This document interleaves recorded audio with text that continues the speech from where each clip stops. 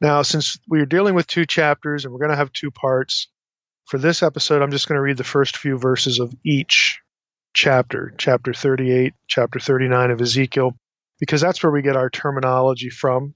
And we'll read through that, and then we'll just start drilling down into some of the words, some of the places that are used, and talk about what they mean and what they don't mean.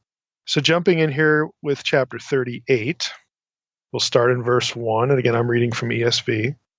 The word of the Lord came to me, Son of man, set your face toward Gog, of the land of Magog, the chief prince of Meshech and Tubal, and prophesy against him, and say, Thus says the Lord God, Behold, I am against you, O Gog, chief prince of Meshech and Tubal, and I will turn you about and put hooks into your jaws, and I will bring you out, and all your army, horses and horsemen, all of them clothed in full armor, a great host, all of them with buckler and shield, wielding swords.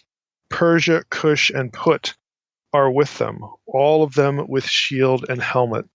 Gomer and all his hordes, Beth Togarmah, from the uttermost parts of the north, with all his hordes. Many people are with you.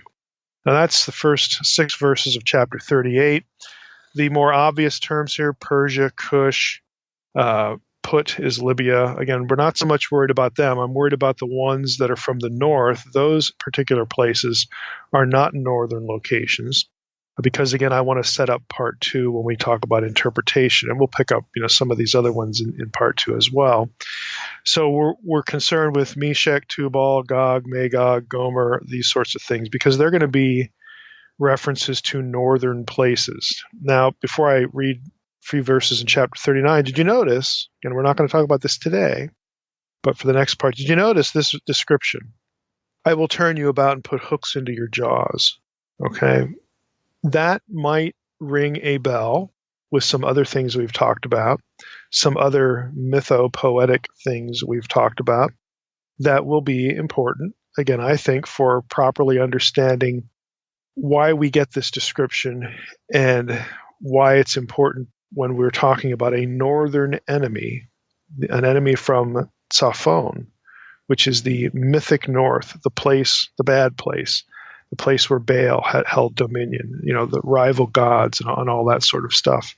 That description, I'm not going to tell you, precisely what I'm thinking here, but turning you about, putting hooks into your jaws, if you look that up in the Bible, you'll find some interesting references, again, that go along with a mythic approach to certain biblical theological ideas. That's about all I can say, and that's the way I have to say it, so that I don't, spill the beans here before we get to part 2. But anyway, just to set your mind in motion there. Then we go to chapter 39, and we read, And you, son of man, prophesy against Gog, and say, Thus says the Lord God, Behold, I am against you, O Gog, chief prince of Meshech and Tubal, and I will turn you about and drive you forward, and bring you up from the uttermost parts of the north, and lead you against the mountains of Israel. Then I will strike your bow from your left hand, and will make your arrows drop out of your right hand.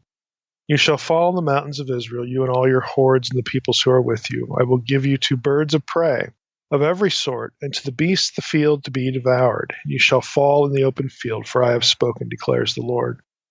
I will send fire on Magog and all those who dwell securely in the coastlands, that they shall know that I am the Lord. A couple things here to prep you for part 2.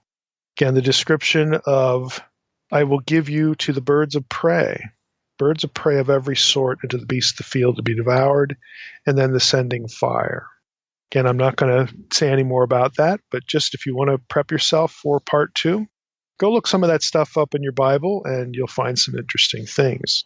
Now, we read those 2 sections of each chapter, and our focus here is identifying these northern enemies, these terms. So the identification of Gog in Ezekiel 38 and 39, again, this is no secret, has proven to be one of the most vexing problems in Old Testament study, really in biblical studies. The textual situation is pretty chaotic, and it's chaotic meaning that when here you are in the 6th century with Ezekiel, okay, this is when the book is going to be composed. It might undergo some editing. We've talked about that before, but it's pretty close to the beginning of the Second Temple period. You're less than 100 years away from getting a second temple. The first one was destroyed. And in the Second Temple period, there's lots of speculation. There's lots of opinion about what in the world Ezekiel is describing here. And people, Jews writing in the Second Temple period, are all over the place. And they're not only all over the place, but they actually misread, and I'm going to show you a few examples of this later. They misread certain terms in the text, like Gog, Gog. You'll believe it or not, the Septuagint, for instance, which was produced in the Second Temple period, sometimes substitutes Og. The Og of Bashan, the giant Og of Bashan. It's not spelled the same way, but that's the way they'll render it in their translation when no Hebrew text says that. And it shows you that they don't know who this Gog is, but hey, this one sounds kind of close. Maybe it's the same guy, so let's put him in there. They'll do stuff like that in the Septuagint and in other Second Temple texts. So if you actually look at the situation of Jews in antiquity trying to figure this out, it's kind of a mess. It's sort of a free-for-all. We'll get into more of that next time, but just so that you're prepped here, because when we go through the terms here, what I just told you is going to matter a little bit.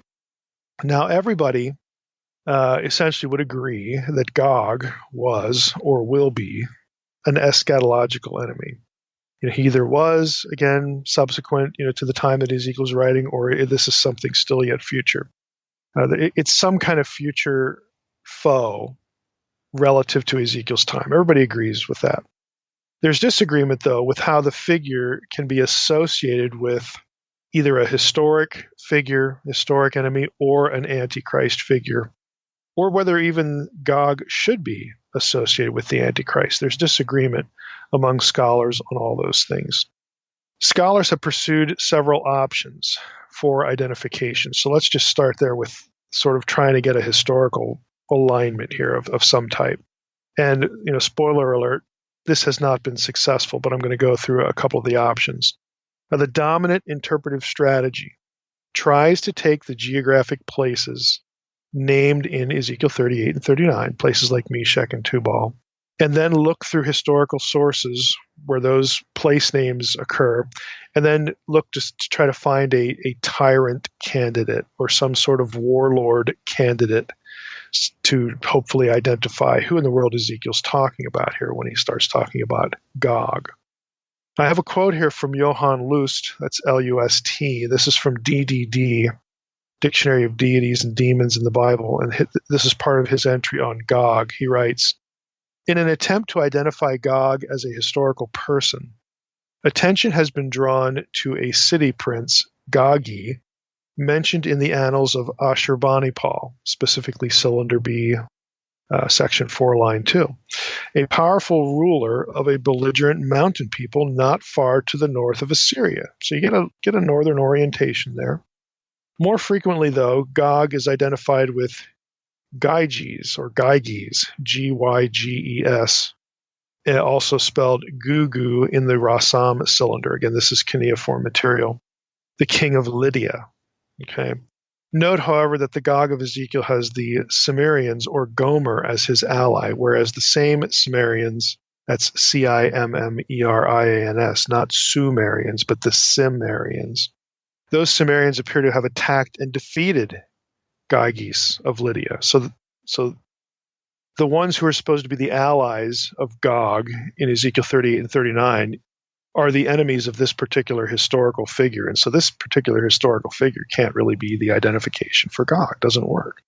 Lust continues, such data suggest that Gog can hardly be identified with Gyges. Alternatively, Gog has been said to be the name of a country. Gaga or Gagaya, allegedly mentioned in the El Amarna letters. Let's just stop here. The Tel El Amarna letters. This was correspondence between the Egyptian pharaoh and his underlings in Syria, Palestine, in the New Kingdom. Just call it 1200 BC or so. So that correspondence, even though it was from an Egyptian to people living in Syria, Palestine, the language of the correspondence was Akkadian, because Akkadian used to be what English is today. It was the lingua franca. It was the language of international correspondence. So in the El Elamarna letters, the Tel Elamarna letters, we have a reference to Gaga or Gagaya. Lust again continues, it has become clear, however, that the writing, the Akkadian writing, Ishten Kor Ga Gaya, is erroneous. It should be Ishten Kor Ga Ga Aska Ya. That's a mouthful, which translates one Kash Kian. So this identification must be abandoned as well. In other words, what they thought referred to this Gagaya place actually refers to a different person or a different place. So it doesn't work. And that's the end of Lust's quote. I gave you that, again, basically because scholars have tried to identify Gog with a historical figure. They find similar sounding names, both for a person and also for a land. That's going to be relevant as we go on. Gog might have something to do with a land as well. So historians, biblical scholars have found these sorts of things in material that is geographically overlapping. Again, this is Mesopotamia. Ezekiel's in Babylon. This is to the north of Israel. So it's the right context, or at least it could be. It's an option, for fulfilling the context here. But none of the identifications have worked. They all have serious problems, and in some cases, scholars just know now that just isn't going to work. It's just wrong. But you'll find these things, in older literature. But currently, nobody is claiming with any amount of certainty, or even half amount of certainty, that they know who Gog is. So that's a problem. Now, there are other problems aside from not having a historical match to Gog with identifying Gog. And we'll get to those in a moment, so we'll return to the problem in a bit. But I want to take a look now at the geographical terms because honestly, they're just a lot easier. And then we'll go back to the Gog reference. So Tubal, Meshach, and Magog are listed elsewhere in the Old Testament among the sons of Japheth. That's Genesis 10, verse 2. This is, of course, part of the Table of Nations. Togarmah is also listed in the same Table of Nations in the very next verse, Genesis 10:3, as one of the sons of Japheth in the Table of Nations. So Genesis 10 sort of makes it clear what geographical region Ezekiel has in mind when he starts writing about the hordes from the north. And he gives these names: Tubal, Meshach, Magog, Gomer, Togarmah.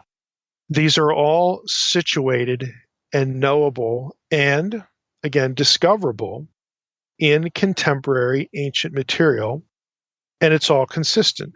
This is just getting a little ahead of myself here. What you're going to find is that all of these place names are in what used to be called Anatolia or Asia Minor, and again, that if you think of your geography, and we're going to post a map for this particular episode. I pull out some images from the internet and just put them in a PDF so that you can see, maybe follow along even now.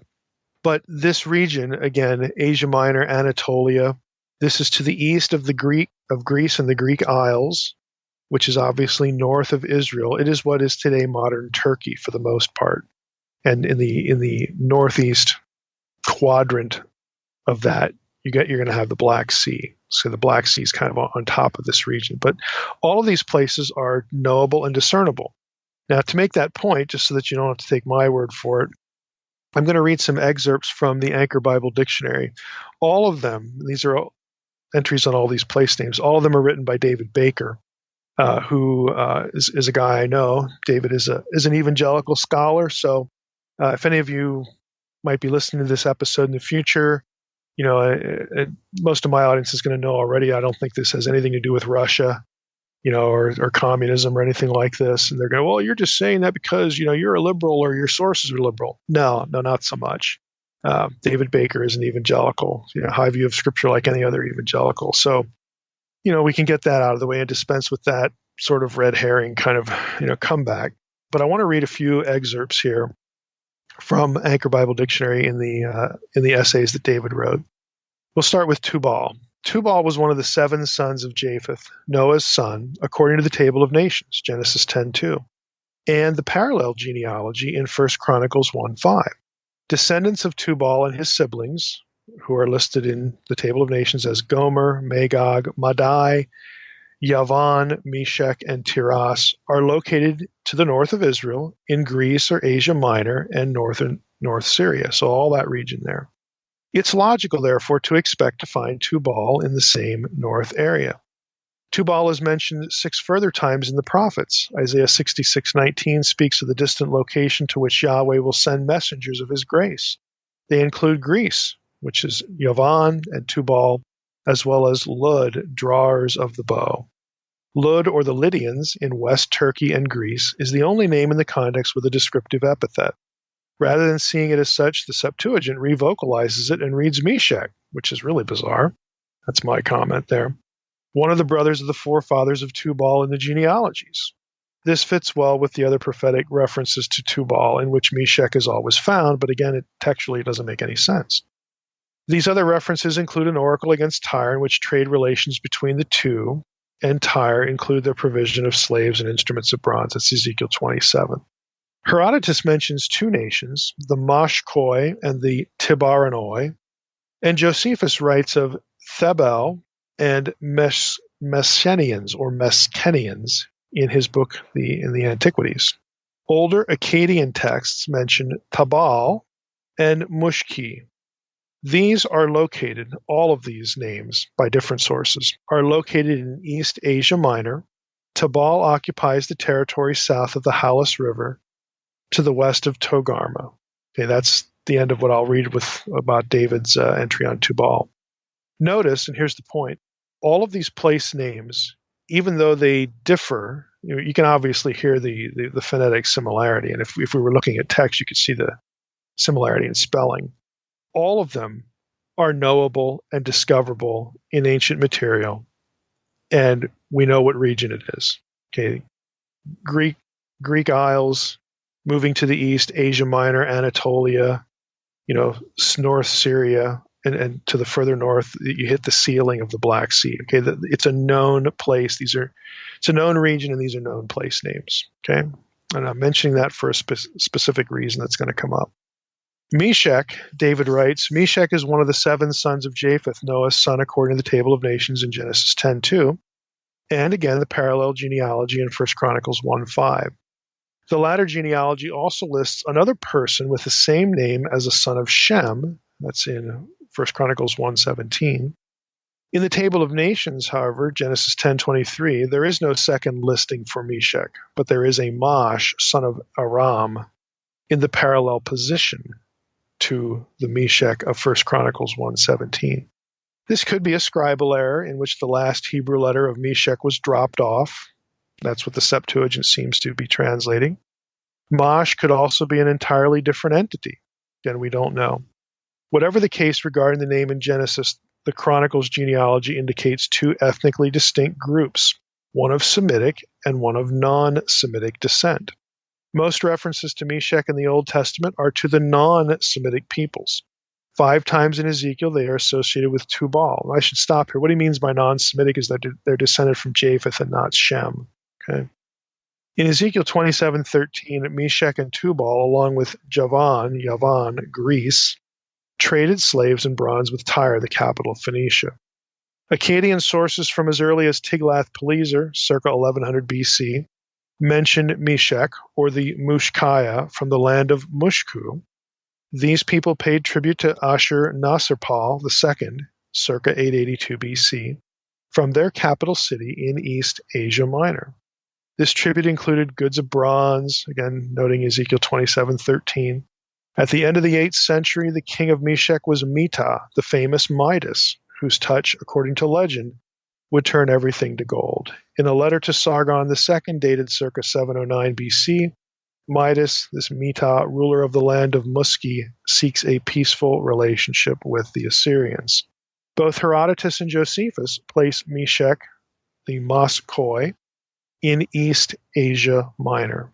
The latter locates these people in the area later known as Cappadocia. Again, that's East Asia Minor. Herodotus equates them with the Phrygians somewhat farther west in Asia Minor. Again, you could look at the map for all these references. These people migrated eventually from Eastern Europe into Asia during the 12th century BC. Some of the people of Meshech seem to have moved even farther east around the Black Sea. Now, I'm going to stop here and say this reference to the Black Sea and some of these people groups, this is what Gog must be, the Russians. Okay, they'll seize on the Black Sea idea because the Russian boundary touches the Black Sea. Well, if you'll actually look at the map, all these place names, again, I hope that you're not getting sick of me repeating this, but all of these places, again, are in Asia Minor. Asia Minor is underneath the Black Sea. Russia is above the Black Sea. The reference to the Black Sea that some of these peoples, migrated near the Black Sea doesn't mean that they went to like Leningrad, okay, where that is, or Moscow or Stalingrad or something like that. It doesn't mean that at all.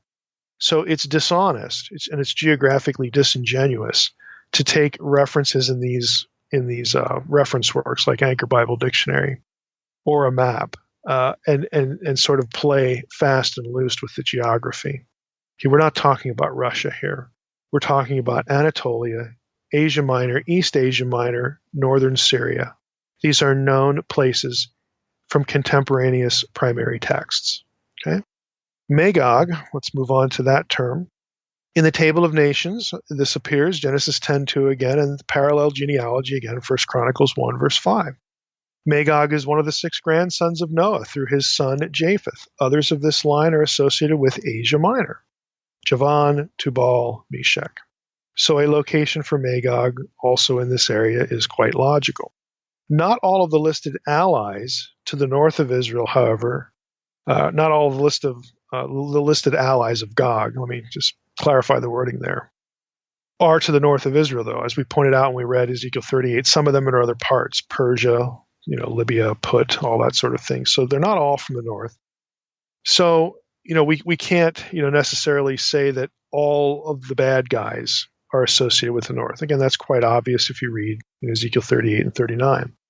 Ezekiel 39:6, David Baker continues, foretells judgment on Gog, which will include fire falling on Magog as well. And also, in chapter 39, the fire falls upon the, quote, island dwellers. Now, this is my comment here. Island dwellers would be quite consistent with Javan, Greece, same section of the Table of Nations, same geographical region. Again, even an obscure reference like island dwellers, we know, again, where that geographically makes sense in relationship to all the other places. Continuing with David's entry on Magog, scholars suggest several different locations for Magog, again, as a place name. Skinner, in the International Critical Commentary on Genesis, assumed the identity of Magog and Gagaya, which was mentioned in the Lust quotation, which are mentioned in the Amarna letters. Again, Lust, his little snippet that we read earlier, we pointed out that the cuneiform evidence turned out to not be right there, but Baker mentions it here. He says Magog, again, can be identified or has been tried to be identified in a general way as the people from, again, the north, just some vague reference to the north. A more popular identification is that Gog is a Hebrew adaptation on the name of the Lydian king Gyges, which we mentioned as well. And again, Baker's going to go along and say, well, these are all possibilities that have been suggested. Nobody's persuaded. They all have problems, so on and so forth. Now, a note on Josephus here that David brings up. Josephus understood Magog to refer to the Scythians, while the Targum, one of the Targums, Targum Neophiti, interpreted the name as Germania. This is possibly Germanica of Commagene in, surprise, surprise, East Asia Minor. So again, I point this out to say that even, again, in ancient sources, now we're getting into Targums, okay, and Josephus sort of editorializing on what he thinks a term means. Even when you get that kind of material, what they reference is in the same region, okay? East Asia Minor, used to be known as Anatolia, the Greek Isles, northern Syria, that part of the world. And again, that is very consistent. It's completely consistent with the Table of Nations in Genesis 10:2 and verse 3. Moving on to Togarmah. Togarma, according to the Table of Nations, Genesis 10:3, and the parallel genealogy in 1 Chronicles 1:6, is one of the three sons of Gomer. So Togarma, again, one of the three sons of Gomer, who himself is a son of Japheth, Noah's son.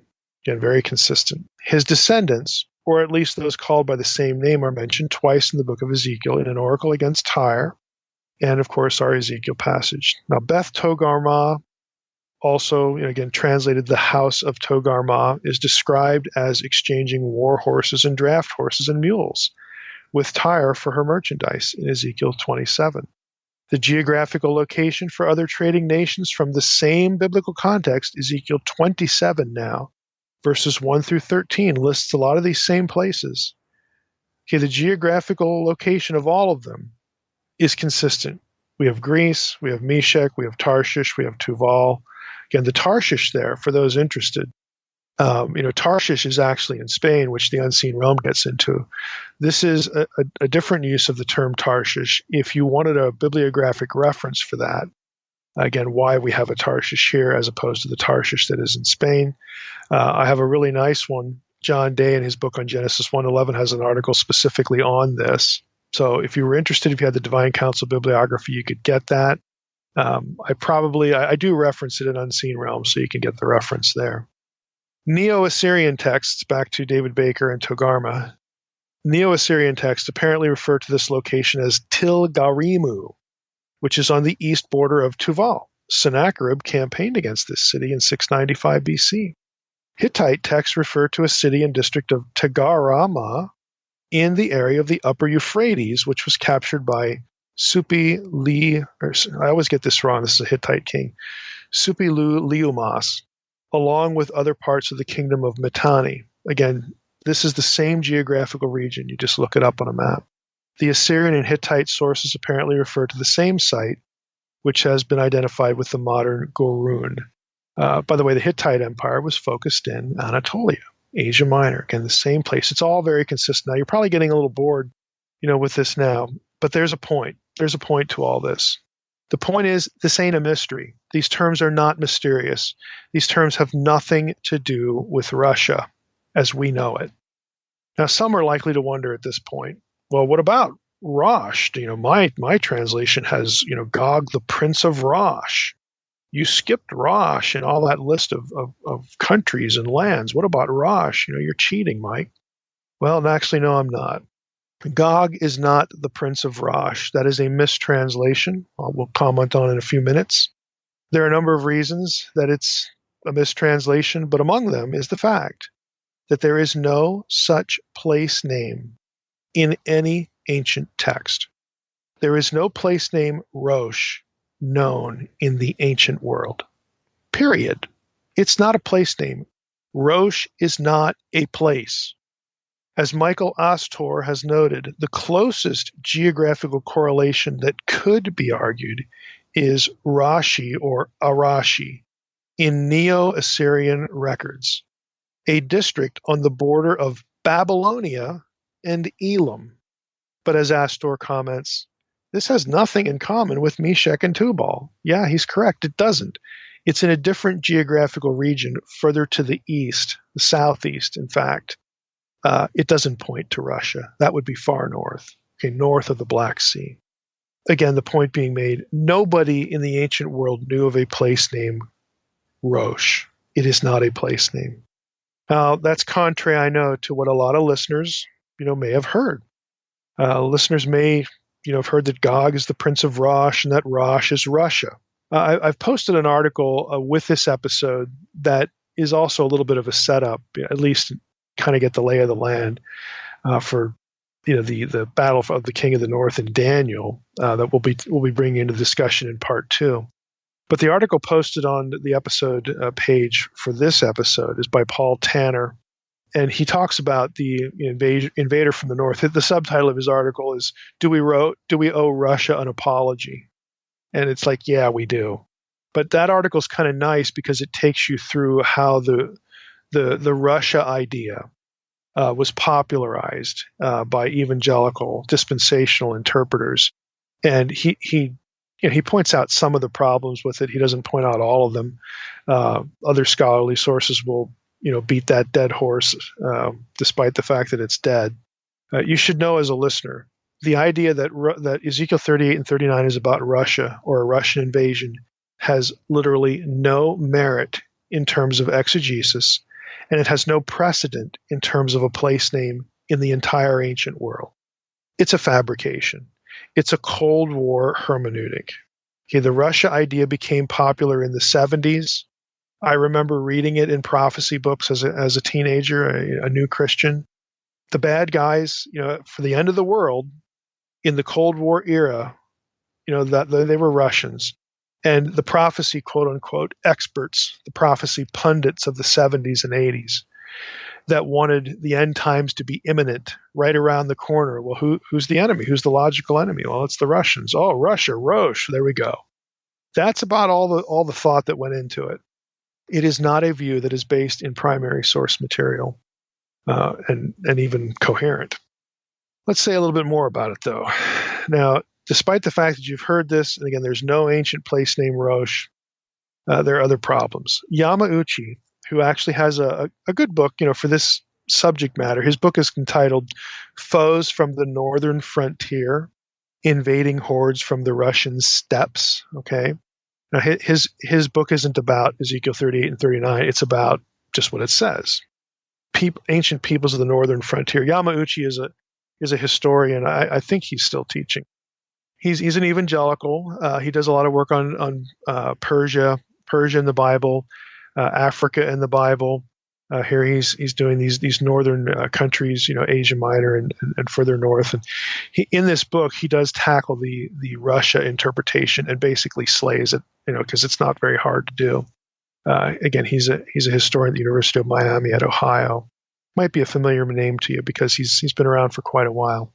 But Yamauchi points out in his study of the geography, the place name Rosh would have had no meaning to an ancient Hebrew audience since, quote, the name Rus, R-U-S, was first brought to the region of the Kiev, again, that's right around the Black Sea there, first brought to the region of the Kiev by the Vikings in the Middle Ages. In other words, you don't even find Rus, R-U-S, earlier than the Vikings. So for an ancient person of the biblical period, talking about a place name Ros or Rosh would have been utterly meaningless to them. Going even further, Rus, R-U-S, and the longer Russia, Yamauchi notes, again, I'm basing this on Yamauchi's material here. Rus and Russia are Indo-European words, while Hebrew is from the Semitic language family. Consequently, a Rosh-Russia equation is a linguistic fallacy. It's a false etymology. Additionally, aside from Genesis 10's placement of Meshech and Tubal in Anatolia, Ezekiel's own description of these same places in Ezekiel 27, verses 12 through 15, have them located among the nations adjacent to Anatolia.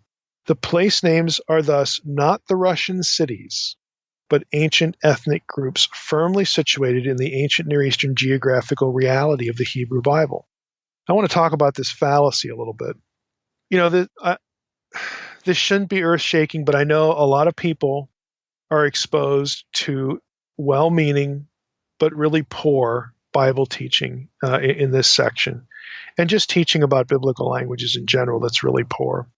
The same set of sounds in one language that form a word do not equate to either the same word in another language or a word that sounds the same that has the same meaning as the first word. Now, in other words, that's a little convoluted. Let me illustrate the point.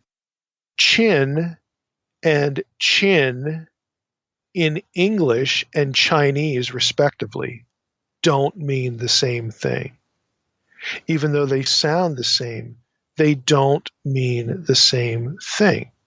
So Rosh and Russia, even though they sound the same or very similar, don't mean the same thing. Chin in English, of course, is according to Webster, the lower portion of the face underneath the lower lip and including the prominence of the lower jaw. In Chinese, chin means gold or metal or money, something bright. Okay? Completely different. Because they're different languages. The human mouth and tongue and lips and palate, you can only make so many sounds. Linguists will tell you there's 30 or so that you can make. And since every human being speaks, they have their own language, they're going to use the same set of sounds. But what they mean by the sounds that they articulate is not transferable from one language to the next. And you think, well, Mike, who in the world would think that? Oh, trust me. Trust me. A lot of, quote, Bible teachers are making arguments like that in this passage. It's just absurd. It's absurd. A couple other ones. Again, coal in Hebrew, K-O-L is the transliteration, and coal in English, C-O-A-L, guess what? They don't mean the same thing. Okay, coal in Hebrew is a word that means all or every or whole, and coal, of course, in English is a black lump of rock, okay? Bar in Aramaic, transliterated B-A-R, is not the same as bar in English. Okay, bar in Aramaic means son. Okay, Simon Bar Jonah, Simon, son of Jonah. Bar in English could be like an iron rod. It could be a place where you drink alcohol. Okay, it just doesn't mean the same. And I know it sounds ridiculous that I have to spend time explaining something that is so obvious. But what I'm telling you is you'll actually find, not just on the internet, in the wacky world of internet Bible study, but you'll find it in books. You'll find arguments, by things that have been published, not just self-published stuff, but published, by actual real publishers. They're not academic places, but they exist to publish books. You'll find this kind of stuff in them, and it's utterly absurd. It's nonsense. They're just linguistic fallacies. And I'll be. I think I've been blunt to this point, but I'll be even more blunt. Okay. And those of you who are out there listening, yes, you can quote me. Show me someone who does exegesis by matching sounds between languages and then saying the words mean the same thing. And I'll show you someone who doesn't understand either exegesis or languages at all. Okay? There's just there's no merit to this approach. Now let's go back to the actual phrase, though, in Ezekiel 38 and 39 that some want to translate Prince of Rosh. The phrase is Nasi Rosh. Nasi is the word for prince. Rosh, again, is another noun. Can mean head or chief or something like that. Some high status. There are two options grammatically that can be defended, according to the rules of Hebrew grammar for this phrase. Option number one is Gog, the prince, comma, the chief. In other words, Nasi and Rosh are functioning appositionally. There are two ways of talking about the same person. Gog, the prince, the chief of Meshech and Tubal. That's the one like people like Dan Block, prefer. It has a lot of merit to it. I think it's the most straightforward way to go. It has a nice actual parallel in at least the parallel for the idea in 1 Chronicles 7:40. In English, it says, "All of these were men of Asher, heads of fathers' houses, approved, mighty warriors, chiefs of the princes. Their number enrolled by genealogies for service in war." So this idea of chiefs and princes, again, are they're ranked terms that have some relationship to each other. Okay, that might be the best way to understand this. Gog, who's Gog? Well, he's the chief. He's the prince. He's the prince and the chief of Meshech and Tubal. So Rosh there is not a place name in that option. Number two, Rosh is not a place name here either. Again, because there was no place Rosh in the ancient world. You could translate it this way: Gog, chief prince of Meshech and Tubal. So you would take prince as, they're both nouns, but you would take one as functioning adjectively. Okay, in this case, the word Rosh, chief prince. Now Rosh functions adjectively in other places. There are places that refer to the high priest. It's the Kohen HaRosh. Okay, so Rosh, again, even though it's a noun, it can function adjectively very, very easily, very well, and does so in the Hebrew Bible. So this is another good option. Gog, the chief prince of Meshech and Tubal. And of course, your first option was Gog, the prince, the chief of Meshech and Tubal. Either one of those works according to the rules of Hebrew grammar. Rosh is not a place name. Russia has nothing to do with this. Okay. Now, in my book, Reversing Hermon, I discuss how the Septuagint really is no help with any of this. Now, I hesitated to even bring this into the episode because, it may or may not translate well to audio, but I'm gonna read this excerpt from Reversing Hermon just because I don't want anybody listening to this episode thinking, oh, well, Mike, the answer here is in the Septuagint. The Septuagint, Russia as a place name, and all this kind of stuff. And Gog, Gog is a giant, and all this sort of stuff. All right. Well, that isn't true. Even though if you get Reversing Hermon and you read the chapter, it's chapter 11, about the connections of the book of Revelation back to the Watcher story and back to the giants, there is a conceptual connection between the eschatological enemies, including the Antichrist, to Gog and also to giants. Okay, that's valid, at least, in terms of there were ancient Jews who thought in those terms, and I give you all the data for that in the book.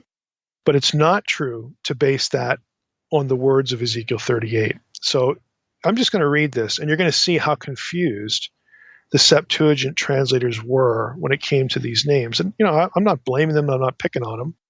Some of them might deserve a little criticism because they basically just changed the text. But others, are just confused and they make mistakes. They're humans. That just happens. So here's what I wrote in part of that chapter in Reversing Hermon. The Septuagint translator of Ezekiel also misunderstood the grammatical limitations of Nasi Rosh, leading to several mistakes in translation. In Numbers 24:7, part of the Balaam oracle, the traditional Masoretic Hebrew text reads, Jacob's king shall be higher than Agag, that's A-G-A-G, Agag, and his kingdom shall be exalted. That's the statement. The point is that Israel's eventually the Davidic king, Israel's king, will defeat the king of his enemies. In this case, a reference to Agag of the Amalekites in 1 Samuel 15. But the Septuagint, created long after the days of Samuel and Agag, does something quite surprising with this passage. Instead of the phrase higher than Agag, and the Hebrew there is Mem, Aleph, Gimel, Gimel, M, Aleph, GG, the Septuagint says this, believe it or not, his kingdom shall be higher than Gog. The effect of this odd translation is to transform the prophecy of Balaam into a remote end times prophecy, pitting Gog against David's Messiah, the Davidic Messiah, as opposed to an Israelite king having victory over Agag in the early days of Israel's history that we actually get in 1 Samuel 15. How are we to understand this dramatic difference between the traditional text, the Masoretic text, and the Septuagint? The Septuagint translation is only textually explainable if the Hebrew text being used by the Septuagint translator read Mem, Gimel, Vav, Gimel, MGWG, instead of the Masoretic texts Mem, Aleph, Gimel, Gimel. So it had to be a different text. That would explain it. However, it is more likely that the Septuagint translator may have been confused by Mem, Aleph, Gimel, Gimel, and invented from Gog as a translation solution. So it could be a different text, or he could have just made it up. The reason that confusion seems to be the best answer to the odd situation in Numbers 24:7 is that the Septuagint translator clearly blunders elsewhere with respect to Gog. Again, the Septuagint was translated by more than one person, so I'm not saying it's the same translator in the passages that I'm going to refer to next. But what it does show is that the people doing the Septuagint translation found the Mem, Aleph, Gimel, Gimel in Numbers 24:7 difficult to deal with. They didn't quite know what to do with it. And in other places, they had problems. So here we go. Here are some other examples of really odd kind of blunders in the Septuagint. Now, in Amos 7:1, we read this. This is what the Lord God showed me. Behold, he was forming locusts when the latter growth was just beginning to sprout. And behold, it was the latter growth after the king's mowings, like grass clippings, mowings. The Hebrew there is Gimel, Zion, Yod. 3 letters. Now the Septuagint translates that, what I just read, this way. Thus the Lord showed me, and behold, an early offspring of grasshoppers coming, and behold, one locust larva, Gog, the king. I mean, it's just so different. Gog is Gimel, Vav, Gimel. You'd have to be a different text than the word in the Masoretic text. Now, Lust, Johann Lust, which I referenced earlier in his DDD article, notes this in regard to this verse. He says, in Amos's vision of the plague of locusts, Amos 7:1, the Septuagint translator read Gog for Gimel, Zion, Yod, clippings or mowings, focusing on Gog as the leader of a threatening army represented by a swarm of locusts. Okay, that's Lust's quote. Now, here's me talking again. It's very hard to follow the logic of the Septuagint translator. The waters get muddied a bit more when we discover that the Septuagint translator arbitrarily transforms Og of Bashan, in Deuteronomy 3, verse 1, verse 13, and Deuteronomy 4:47, to Gog in his translation. He adds a G. He adds a letter. Again, the Septuagint translator just adds a letter and changes the word. Even more confusing is the fact that at least one Septuagint manuscript of the same, dealing with the same material, does the opposite. There's one Septuagint manuscript of Ezekiel 38:2 that instead of Gog, we have Og. So in one passage, Og becomes Gog. Another passage, Gog becomes Og in the Septuagint. This is the kind of thing I'm referring to, that you look at it and you go, you know what? They just didn't know what to do with this. It's just confusion. Now, one certainty arises out of this messiness. This is me in reversing Hermann again. At least some, here's the certainty, at least some Second Temple Jews were comfortable associating Gog with the giant of Bashan and Hermann and the great eschatological enemy. So at least one handful of Jewish people were writers. And of course, their readers are going to go, be influenced by what they write. But some of them were comfortable mixing all that stuff. And the question is, why? Why did they feel that was okay, or why did they feel that made sense? And I addressed this in Unseen Realm a little bit, but I'm going to continue reading and reversing Hermann as to why this is. And this is going to lead us to the end of this episode and transition to the next one. The real answer here, I think, the reason why they were comfortable, the Septuagint translators weren't bothered by what they were doing with the text, they were fiddling with the text, was because Gog for them was an enemy of the mythological, the mythic north. Again, taking north not just as a reference to geography, not just something up there geographically, but they associated the northern location in earthly geography with the dominion of Baal, with the dominion of darkness, with dark powers, cosmically. So we leave literal geography and we go to cosmic geography. That's what we mean by mythic geography, something that's supernatural in focus. And if you think that way, then you are in the territory of Baal and Mount Hermon and the Watchers and the giants. So they were thinking on these terms. And there were good reasons, not just contrived reasons, why they were thinking on these terms. So they may have fiddled with the names Og and Gog in different passages, or just not known what to do with them. But they were doing it because other things that are actually in the biblical text sort of legitimized it for them. Now, what am I talking about here? Okay, reversing Hermann here. I have a little section on Gog and the mythic supernatural north. In terms of physical geography, the region of Bashan constituted the northern limits of the Promised Land. Biblical people, of course, knew that there were enemy cities and peoples beyond Hermon. It is of no small consequence that when enemies from these northern regions invaded the land of Israel, they came, quote, from the north, from Tzaphon. The physical north, therefore, was associated with the terror of tyrants bent on Israel's destruction, because Israel got invaded from the north all the time. It was a scary thing. Next paragraph. The tyrant from the north factor is one of the reasons why Antiochus IV, and this takes us into part 2 where we're going to go with that, This factor is one of the reasons why Antiochus IV has become the prototype for the final end times Antichrist. Antiochus IV, whose violent career tracks closely with events of Daniel 8 through 11, was ruler of Seleucid Syria, just north of Bashan. It was he who invaded Jerusalem in the Second Temple period and forced Jewish priests to sacrifice unclean animals on the temple altar, and saw himself as an exalted deity. It is therefore understandable that a figure like Gog, the invader from the uttermost parts of the north, is how Ezekiel phrases it in Ezekiel 38:6 and 15 and chapter 39, verse 2.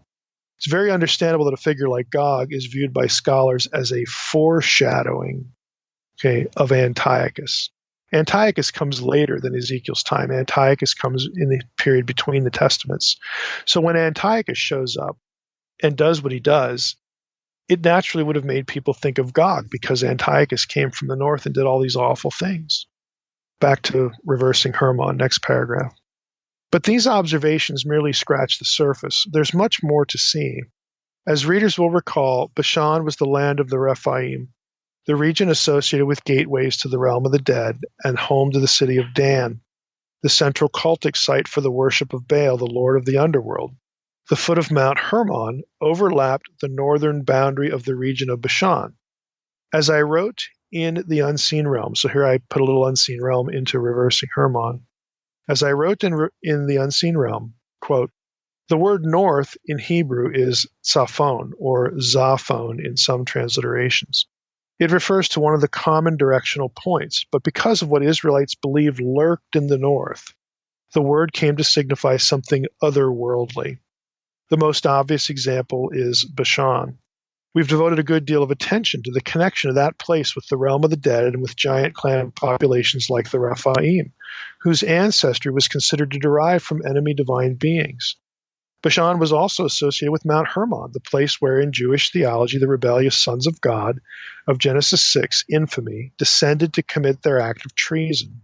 But there was something beyond Bashan, farther north, that every Israelite associated with other gods hostile to Yahweh. Places like Sidon, Tyre, and Ugarit lay beyond Israel's northern border. The worship of Baal was central in these places. Specifically, Baal's home was a mountain, now known as Jebel el-Aqra, situated to the north of Ugarit. In ancient times, it was simply known as Tzaphon, Tzapanu in Ugaritic. It was a divine mountain, the place where Baal held council as he ruled the gods of the Canaanite pantheon. Baal's place was thought to be on the heights of Tzapanu in Ugaritic texts. Baal is lord of Tzaphon in the same sources. He is also called a prince, which is Zebul in Ugaritic. So you have Baal Zebul, Prince Baal. Again, we know what that's going to evolve into. It's going to become a title for Satan. Another of Baal's titles, again, is Prince Lord of the Underworld, Zabal Baal Arts. Okay, Baal is Lord of the Dead, Lord of the Underworld. It is no surprise then that Zabul Baal becomes Baal Zebul, and Baal Zebub, which was actually a term of derision. These titles were associated with Satan in later Jewish literature and the New Testament. So it isn't just the New Testament. That's the end of the unseen realm quote. An ancient reader would therefore, back to reversing Hermon, an ancient reader would therefore not only have feared the north because of the threat of invading tyranny, but for supernatural theological reasons. This is the conceptual grid among or through which Gog of Magog must be understood. The failure to find any secure historical referent for Gog, and the fact that the far north from which Gog hailed was so clearly associated with dark supernatural powers, has led many scholars to consider Gog as a supernatural terror instead of a historical person. This trajectory is in fact more coherent. Several scholars have proposed that Gog could be viewed as a personification of darkness, based on the meaning of the Sumerian Gug, which means darkness. This view has found little acceptance, but its detractors have offered next to nothing in the way of evidence for rebuttal. A supernatural figure of darkness actually comports well with Revelation 20, verses 7 through 10, which mentions Gog and Magog along with Satan and the human armies arrayed against Jerusalem, the holy city. That's the end of the Hermon excerpt. Now, I'm just going to summarize this because this is going to bleed into what we're going to do in part 2, and that is interpretation. So by way of summary for this episode, a couple points, 5 points. Number 1, the geographical references in Ezekiel 38 and 39 are clear. This is not modern Russia. The place names are all found in Anatolia, ancient Asia Minor. You could throw in the Greek Isles, okay? Greek Isles and modern Turkey if you want a modern geographical referent, for familiarity. It's all familiar. Number 2, Rosh is not a place name. This passage is not about Russia. There was no place name Rosh in antiquity. 3, as all the place names are from the north, the invasion of Gog is best understood as a cosmic invasion. That is, it would have been associated with dark powers or invaders who were a threat because supernatural forces of evil were empowering them. 4th, as we'll see next time and hinted at here, this is the way the passage was understood by John, in the book of Revelation, and other Second Temple writers. Human forces from the bad place, the north, the geographic north, which was under the dominion of supernatural powers, because it was the cosmic north. Okay, these were the enemies. The place from which they came was under dominion of Baal, the Lord of the dead, who was the Satan figure. And lastly, number 5, this is why it's misguided to look for a specific modern political entity for Gog. The idea is a Satan-empowered threat who seeks the inheritance of Yahweh, that is Jerusalem and Zion, for his own, and thus for his God, who is Satan, whether the figure in question recognizes that or not. So stay tuned for part 2. All right, Mike. Yeah. Well, yeah, we might as well jump into it. This is part 2, as Trey said, so please, if you have not listened to part 1, you really need to listen to part 1. Part 1 dealt with who Gog is and isn't, and I'm going to assume that listeners have heard that podcast in this particular episode because it is part 2. So I won't repeat its points or necessarily even reread parts of Ezekiel 38 and 39 that I read in that episode. I mean, we'll obviously hit a few things here in both chapters relevant to what we're going to discuss today, but the chapters are long. I'm not going to take the time to read through all of them or even, again, what I'd read through last time. Now, the major takeaway from part 1, just to refresh the memory of those who did listen to it, is that Gog and his hordes are part of the cosmic north motif in Old Testament theology. That is, they represent evil powers of darkness in a cosmic sense. Now, that involves human warfare, again, because of this linkage, this relationship between the powers of darkness and humanity. But human participants are not the primary focus, and you need to keep that thought in mind as we proceed today. Now, a few preliminary observations as we transition into part 2. Some of this, again, we'll touch on a little bit of part 1 content. 2 observations here. Number 1, the primary focus, again, just to fix in our minds, when it comes to Ezekiel 38 and 39, is supernatural evil. And that's why it doesn't matter if Gog can be satisfactorily identified as a specific person, either in the past or present or future, or not. Gog cannot be clearly identified, but that doesn't matter because the focus is cosmic evil, supernatural evil. It's also why it's pointless to try and impose modern warfare weapons into the chapter or modern countries into the narrative, or to come up with some kind of silly reason why armies of the future will fight with weapons of the past, the pre-modern era. And you see all of that when you see these chapters discussed. None of that just really matters. It's all unnecessary and really pays no attention to the cosmic context of the cosmic north, the Tsaphon or Zaphon idea that I talk about in Unseen Realm, and of course that I talked about last time. So the humans aren't the primary point. The battle is a battle between supernatural evil and Yahweh's own people and land, and of course, ultimately him. Secondly, and I mentioned this briefly last time, the Gog and Magog references are repurposed in Revelation 20, verses 7 through 9. We're going to spend a good amount of time talking about that in this episode. So if we accept the New Testament as an inspired commentary on the Old Testament, then that repurposing is significant. In other words, we can't ignore it. We have to let the New Testament writer be our guide, so to speak, when it comes to understanding Gog and Magog. Now, with all that as a backdrop, I'm going to ask 3 questions that I want listeners to sort of, keep floating around in their head, keep oriented to. Number 1, how are we to read Ezekiel 38 and 39 as to its meaning? 2, how does the New Testament repurpose these chapters? We know that it does, but how does it do it? And 3, are the New Testament and Old Testament portrayals consistent with each other? Now, I'm going to start with a few key items in Ezekiel 38 and 39 that will, help us to think about all 3 of these questions. In Ezekiel 38:4, Ezekiel 38:4 says, I will turn you about. God is speaking to Gog here. I will turn you about and put hooks into your jaws, and I will bring you out and all your army, horses and horsemen, all of them clothed in full armor, a great host, all of them with buckler and shield-wielding swords. So this notion of putting hooks into Gog's jaws and bringing him out.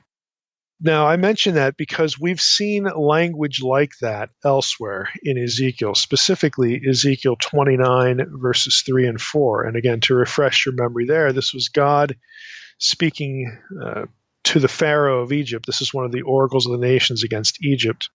And we read this, Thus says the Lord God, Behold, I am against you, Pharaoh, king of Egypt, the great dragon that lies in the midst of his streams, that says, My Nile is my own. I made it for myself. I will put hooks in your jaws and make the fish of your streams stick to your scales.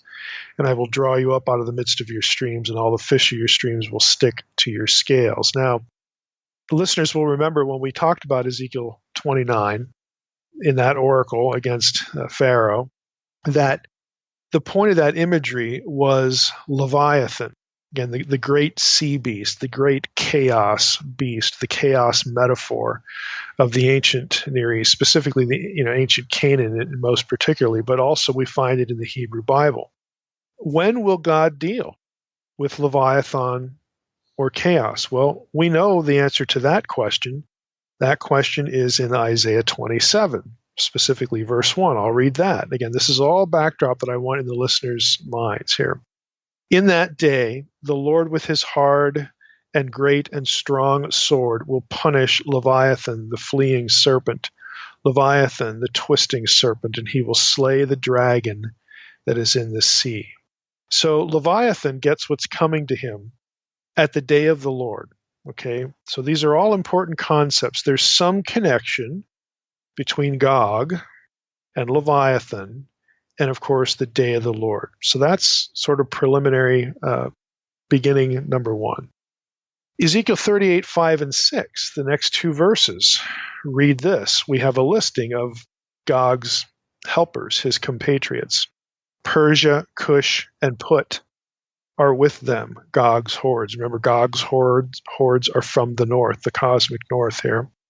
But Persia, Cush, and Put are with them, all of them with shield and helmet, Gomer and all his hordes, Beth Togarmah from the uttermost parts of the north, with all his hordes. Many peoples are with you. That's Ezekiel 38, 5 and 6. So while we noted human participants are secondary, their inclusion in the description reinforces the supernatural emphasis. And you say, well, how does that work? Well, you'll notice that Israel's enemies come from the south, Cush and Put, the east, Persia, and the west. Okay, you say, well, where's the west? Well, back in part 1, we talked about the orientation geographically of Gomer and Beth Togarmah and Meshech and Tubal and again, these place names. And some of them corresponded to Yavan or Javan, which is the Semitic word for Greece, or the Aegean region. And that would be west, okay, of where the battle is going to take place. So what this means is that the imagery is therefore that Israel's enemies come from the 4 corners of the earth. Now that should sound familiar. to readers of Revelation 20 and verse 8, which says that Gog and Magog will come from the four corners of the earth. And Satan will go out, he will go to the four corners of the earth, he will gather Gog and Magog, gather them all to battle. The numbers like the sand of the sea in Revelation 20, verse 8. So there's a connection there. And in the verse that I just read, Gog and Magog are specifically mentioned, but you get this idea of their helpers. Again, all the enemies there in Revelation 20 are from the four corners of the earth. Again, it's interesting because that's where, if we look at Ezekiel 38, that's what we've got. We've got enemies from the four corners of the earth. So the connection is pretty clear. Now the battle takes place, according to Ezekiel 38:8, Ezekiel 39, verses 2 and 4. The battle takes place on or at the, quote, mountains of Israel. Now, the phrase is used elsewhere, mountains of Israel, in Ezekiel as a general reference to the land of Israel or Judah. We have it in Ezekiel 6, verses 2 and 3. Again, that one I think is kind of noteworthy. We'll come back to that and read that. But Ezekiel 6, 2 and 3, Ezekiel 19:9, Ezekiel 33:38.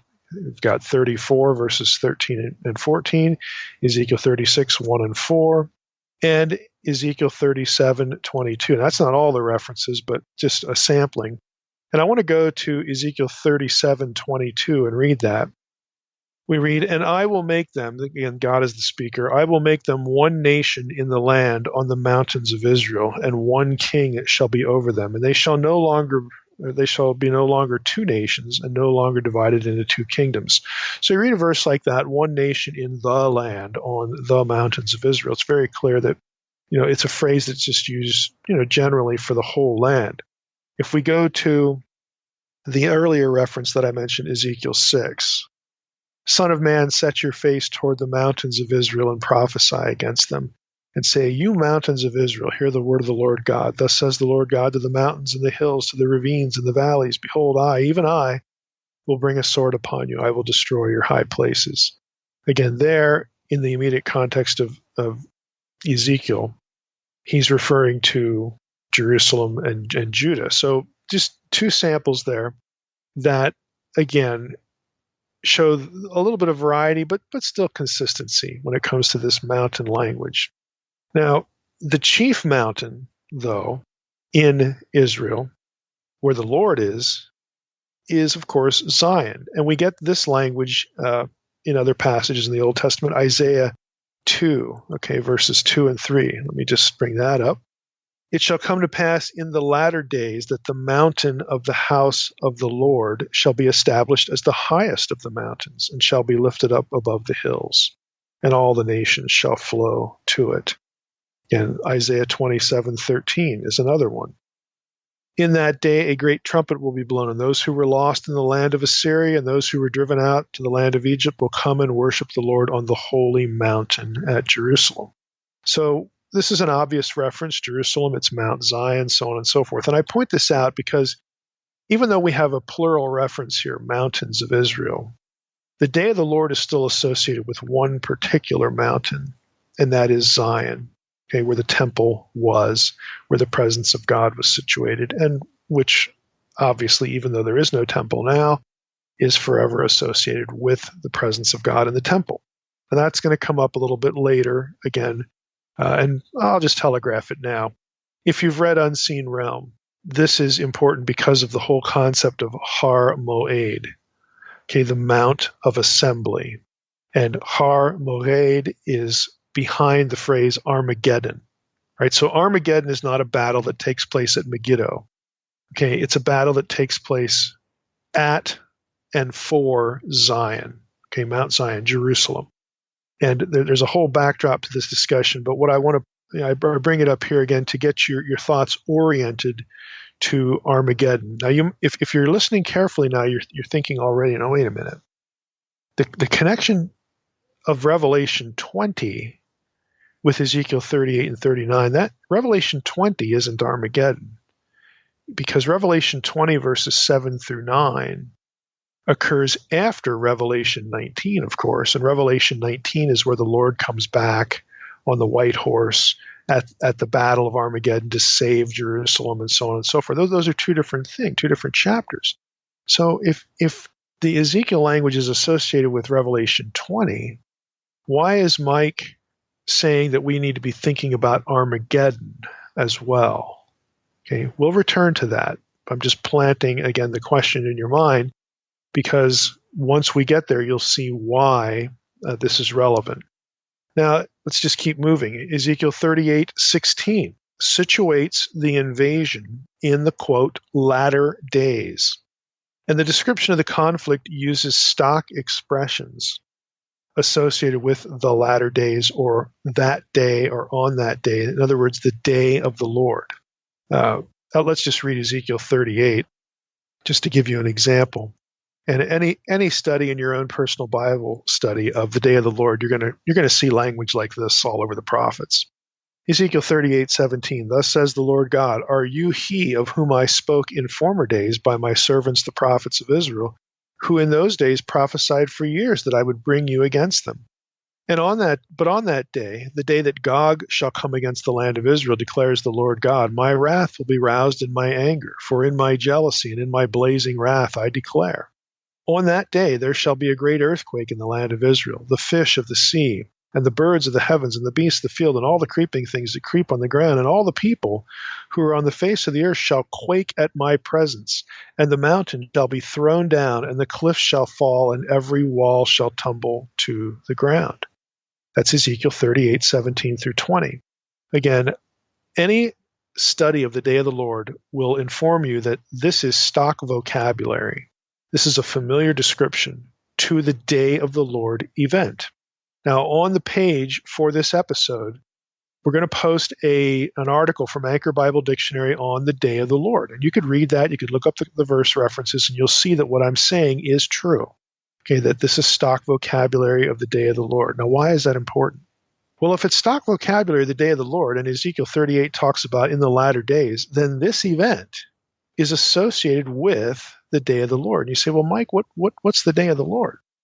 Well, the day of the Lord, in Old Testament thinking, is the final judgment of God, when wrong is made right, when the nations that are still in rebellion, and of course they're gods. Remember our episode back on Isaiah 34, that not only at the day of the Lord do those who are hostile to Yahweh and his people get punished, but the host of heaven also gets punished, that the house is clean there too. But this is a time of final judgment when the wrong is made right, the nations that are in rebellion and their gods are judged, in a permanent sense, and the righteous are vindicated.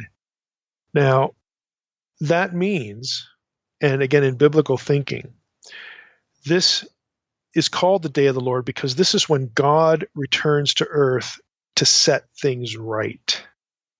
In hindsight of the New Testament, therefore, this is a reference, and this is the way it's used in the New Testament. This is a reference to the second coming of Christ. The New Testament uses the phrase, the day of Christ, as a substitution for the day of the Lord.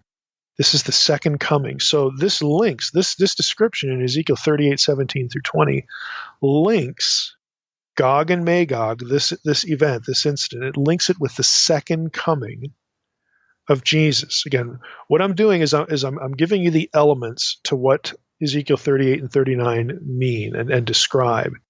This is not a battle that occurs some years before the second coming.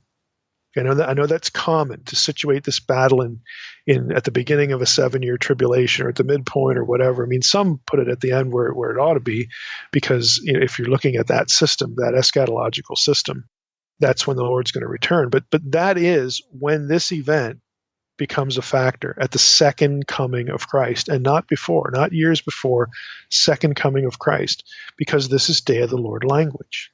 Okay. Now, returning back a little bit more, getting a little bit more detail in this description, at this judgment, again, the ones described here in Ezekiel 38 and on into chapter 39, God destroys Gog and his hordes with fiery hailstones from the sky. That's Ezekiel 38:23, Ezekiel 39 verse 6. Again, this fiery hailstones from the sky. Gog and his hordes are buried in the, quote, valley of the travelers. I'm quoting the ESV here.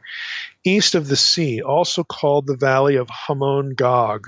That's Ezekiel 39:11 and 39:15.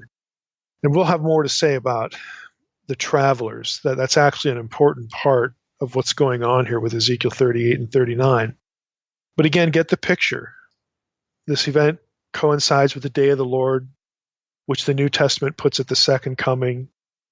Gog and his hordes are defeated, destroyed by fiery hailstones from the sky. Again, does this sound familiar? Again, you actually get this language in Revelation 20. Again, and you sort of expect it there because Revelation 20 references Gog and Magog. So that's not really a surprise, but I think we need to point it out explicitly. Again, this event is referred to, the day of the Lord, as the day of Christ in the New Testament. And with respect to the New Testament and Revelation 20, again, just by way of a little summary statement here, remember, we have the enemies from the four corners of the earth in Revelation 20. They're destroyed with fire from heaven in Revelation 20. Okay? Simple enough. It's very clear that Revelation 20, verses 7 through 9, is drawing on Ezekiel 38 and 39. In Revelation 20, verse 8, Gog and Magog are mentioned explicitly. And you say, well, Mike, this is so obvious. Why are you making a point of it? Because this connection with Revelation 20 and specifically the day of the Lord troubles people who want to associate this event with the beginning of a 7-year tribulation and a rapture. In other words, their system gets in the way of the text. And you will actually see in some writers, people say things like, well, this event in Revelation 20 is a different Gog and Magog battle, not the one in Ezekiel 38. It's a second one. It's a different one. That is bogus. The only reason people are saying that is to make their system prop up. Okay, we're not about systems here. We're about the text. Again, that if we're going to do biblical theology, by definition, it needs to be about the text, not a system that we've constructed and bring to the text and then have to adjust the text to fit the system. That's not what we do here. But you'll see that. So even though this seems like an obvious thing, we have to point it out because this is what certain writers will do. They'll just say it must be a different one so that their system survives. Okay. Now, I'm going to be a little kinder, to systems as toward the end of this episode, because there is certain systems can work within, what we're going to be doing here. This is not going to narrow into one system. So just heads up there. But we need to point these things out again, just to reinforce the idea that the text needs to be primary and systems are put in the background somewhere. Now let's continue on with this burial. The burial language is really important, and frankly, it's kind of interesting. Now, in regard to this reference that Gog and his hordes get buried in the valley of the travelers, okay, this is Ezekiel 39, verse 11, 39:15. Valley of the travelers, also known as the valley of Hamon Gog. What's being described here? Well, there's a conceptual and a geographical backdrop to this, to what is described in these two verses, that is actually quite consistent with Revelation 20. Let's think of Revelation 20 first. That might be more familiar. So let's just go there, and I'll read it to you, and then we'll come back to the Valley of the Travelers thing. So Revelation 20, in verse 7. And when the 1,000 years are ended, Satan will be released from his prison, and he will come out to deceive the nations that are at the four corners of the earth, Gog and Magog, to gather them for battle. Their number is like the sand of the sea. And they marched up over the broad plain of the earth and surrounded the camp of the saints and the beloved city. But fire came down from heaven and consumed them. So we've got Gog, Magog, four corners of the earth, and then fire from heaven. All these things are in Ezekiel 38, 39. Verse 10, and the devil who had deceived them was thrown into the lake of fire and sulfur, where the beast and the false prophet were, and they will be tormented day and night forever and ever. Okay, so after these hordes that are surrounding Jerusalem and threatening them. After, Gog and Magog and the four corners of the earth people, they're all there. After they are consumed with fire from heaven, their leader, the devil here in Revelation 20, gets thrown in the lake of fire and sulfur where the beast and the false prophet are. Well, if you go back to Ezekiel 38 and 39, what happens after, again, the Gog and his hordes are defeated with fiery hailstones from the sky? They are buried in this valley, the Valley of the Travelers, east of the sea, also called the Valley of Hamon Gog. You say, well, how in the world is that consistent? Well, we need to divert our attention away a little bit from earth-bound literalism here and think more conceptually, think more theologically, think more abstractly about this. Now, Gog and his hordes, again, buried in this Valley of the Travelers place. The Hebrew reads, Ge Ha-Overim. Okay, that is literally translated the Valley of the Travelers. Now, I want to read through the DDD entry, Dictionary of Deities and Demons in the Bible, the entry for travelers. There is one, believe it or not. And I'm hoping this will introduce listeners to what's going on behind earthbound literalism in Ezekiel 38 and 39. Again, because that's usually how people approach the passage. They press what Ezekiel 38 and 39 says into some earthly literalistic scheme. There's something else going on here. So here's the DDD entry. It begins a little bit awkwardly. The participle kal, plural, that's Hebrew talk. Overim, that's the morphological form of the word. It's a kal plural participle. Big deal. Okay. The plural overim comes from the verb avar, to pass from one side to the other. That's what that Hebrew verb means. It seems to have a special meaning in the context of the cult of the dead, denoting the spirits of the dead crossing the border between the land of the living and the world of the dead. It can be interpreted as a divine name in Ezekiel 39, 11, and 14. Again, going with the Hebrew numbering there, what it means by divine name there is, again, a place associated with divine beings. And of course, Gog, we've argued, is this cosmic divine being, a symbol of cosmic evil, and the human element is secondary here. So it can be interpreted as a divine name in these passages, which may also have been preserved in the geographical name Avarim, and you get that in Numbers 21, 10 to 11, Numbers 27, 12, Numbers 33, 44, and 47 and 48, Deuteronomy 32, 49, and Jeremiah 22, 20.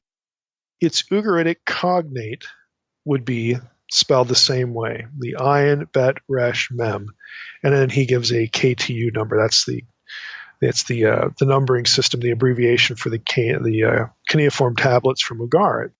It's KTU 1.22. And he continues, in the Ugaritic text, KTU 1.22, describing a necromantic session, the king invokes the spirits of the dead, the Rephaim, and celebrates a feast, probably the New Year festival, with them. It is told that they came over traveling by horse-drawn chariots. As they are taking part in the meal served for them, they are explicitly called those who came over. They are called Overim. So you have Rephaim referred to as Overim. Okay, are you catching a drift now? The Rephaim are associated with the underworld. In Revelation 20 language, the lake of fire. Continuing with the DDD entry. In Job 33:18, the verb avar is used to denote the crossing of the river between life and death. This represents the quite general ancient conception of a river or sea separating the world of the dead from the land of the living. For example, the Greek river Styx and the Akkadian river Hubor. In the Sumerian flood story, Dilmun, the place of blissful afterlife, is called the land of the crossing.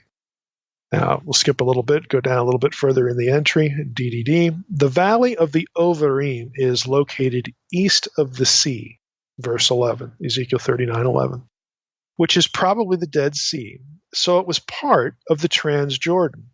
This is a region which shows many traces of ancient cults of the dead, such as the megalithic monuments called dolmens, and place names referring to the dead and the netherworld, such as Ovot. Now I'm going to go back up to the beginning of this entry, and he gives some references here to the place, the geographical place name, and we now know it's in the Transjordan. Avarim. Here's what Numbers 21, 10, and 11 says. And the people of Israel set out and camped in Ovoth. Okay, Ovoth is the Hebrew word for spirits, spirits of the dead. Okay, the Ov, the mistress of the Ov, is the title of the medium at Endor in 1 Samuel 28. Okay, Ovot is therefore naturally associated with necromancy, the spirits of the dead, the Rephaim dead in the underworld, and Avarim, again here in the verse, they set out from Ovoth and camped at Iye Avarim in the wilderness that is opposite Moab toward the sunrise. And a few of these references link Avarim with Ovot. They're very close to each other. Again, these are gateways. These are considered places that lead to the netherworld, to the underworld, the realm of the dead where the Rephaim are. It's just that in this case it happens to be in Moab, in the Transjordan. And this is the place that is referred to in Ezekiel 39. So you have Gog and his hordes winding up in the bad place, the netherworld, the realm of the dead, where the Rephaim are. Now, you're going to miss all of that if you have an earthbound literalistic hermeneutic in this chapter. And I've read lots of books about, how many months would it take for people using shovels and backhoes, to bury X number? That is not the point. This is cosmic theological language. Okay, this is the language of supernatural darkness. We get lost and fixated on the literalism that we're trying to impose on the text. And we miss the fact that an ancient Israelite reader would have read this and gone, okay, they're all going to wind up in hell. That's the reference. And that's why Ezekiel 39 here fits actually very nicely with Revelation 20, because Satan goes there, and then we've had the description of the resurrection. Those who are not found written in the book of life or wind up in the lake of fire. We've had that. The beast is there. Again, it's a consistent picture. This is where the bad ones go. This is where the good ones don't go. That sort of thing. And again, we miss that when we're trying to over literalize. Now, I would say, just by way of summary here, viewing the passage this way, again, in a cosmic sort of way, makes the connection to Revelation 20 pretty obvious. In Ezekiel 39, Gog, the symbol of cosmic darkness, and all his hordes go down to the valley of the Ovarim. Where else would they go? That's where they basically belong. The valley of the Ovarim, the ones who have passed into the underworld before them, the abode of the Rephaim. Now, other scholars prefer to see the references here in Ezekiel 39 to Molech imagery. And there are some, certain reasons why they prefer that. Block, for instance, takes this view. And part of his, I shouldn't say part, most of his argument is really on the fact that the valley of Hamon Gog in Ezekiel 39 sounds in Hebrew like the valley of Hinnom, or at least a little bit. Here they are in Hebrew. You have Ge Hamon Gog and Ge Hinnom. And they sound a little bit alike. And Block says, well, it might be the valley of Hamon Gog might be a play on words on the valley of Hinnom. And of course, the valley of Hinnom is notorious in the Old Testament for being the place of child sacrifice to Molech. And so this is why some scholars prefer Molech imagery. Now, Block, again, he doesn't really spend too much time defending this. He more or less just assumes it. But the fact is he doesn't interact at all with the Ugaritic material that the DDD entry brings up. So that's kind of a gap, in Block's commentary there. Those who prefer Molech also do so a little bit, because if Molech is behind the phrasing, then the death, catch this thought, it's important, and you don't need Molech for this, but catch this thought. They like it because the death of Gog and his hordes therefore becomes a sacrifice to Yahweh, in reverse of the sacrifices of children at Hamon at the valley of Hinnom, to Molech. I would say, though, that this sacrificial aspect, I think, is valid, but it can be in view without any reference to Molech at all. If you look at Ezekiel 39:17, Ezekiel 39:17 says, "As for you, son of man, thus says the Lord God, speak to the birds of every sort and to all beasts of the field. Assemble and come, gather from all around to the sacrificial feast that I am preparing for you, a great sacrificial feast on the mountains of Israel." Now, the word there in Hebrew is zavach. It's the normal word for sacrifice. So you don't really need, specifically to have Molech in view here to, understand that what's going on here is, in effect, the offering of Gog and his hordes up to Yahweh as a sacrifice. Again, kind of, reversing the idolatrous pattern that would have been represented by Baal worship or any worship of any other god. So, again, the imagery, the language is actually there. If you don't want, to see Molech, if you prefer the Rephaim imagery, again, which I do, I think it makes a lot of sense, then you can still have the sacrificial element. I want to say something else about this too before we leave the point. If you look at Ezekiel 39:17 through 20, and I had just read verse 17 there, it turns out that Yahweh is the one killing the sacrifice for his guests. And his guests are the birds and the beasts of the field. He's the one inviting, by means of the prophet, the birds of prey and the animals to the feast. Thus says the Lord God, speak to the birds of every sort and all the beasts of the field. Assemble, come, gather all around to the sacrificial feast I'm preparing for you. And then later it says, you shall be filled. I'll back up a little bit. You shall eat fat until you are filled and drink blood till you are drunk at the sacrificial feast I am preparing for you. And you shall be filled at my table. So this is actually imagery of Yahweh slaying Gog and his hordes as a sacrifice, a sacrificial meal for his guests. Okay, that's what you get. Now, it's at a point like this that you'd want to return, I think, for interpretation's sake, to the hooks in the jaws description for an added dimension. Remember, the hooks in the jaws description from Ezekiel 38:4, where Gog, is described in this way, just like Leviathan imagery in other passages. Gog is described this way, and again, that links him to Leviathan, the symbol of all that opposes God, the symbol of chaos, the symbol of wickedness and evil and upheaval and turmoil, all the forces against God. The death of Gog and his hordes is, again, a sacrificial banquet for Yahweh and the righteous. But where does Leviathan come in? Right? Well, in the Second Temple period, you actually have a number of texts that pick up on this language, this imagery. And there are a number of Second Temple texts that have, for lack of a better way to put it, at the day of the Lord, when God returns to earth and defeats Leviathan. Remember Isaiah 27:1? In that day, the Lord's going to kill, Leviathan. The thinking was that when that happens, Leviathan is basically served up as a meal to the righteous. It sounds really weird and a little bit grotesque, but this was the idea that, again, using symbolic language, that this is a picture of ultimate victory. I mean, God isn't going to just kill the forces of wickedness and evil and do away with them.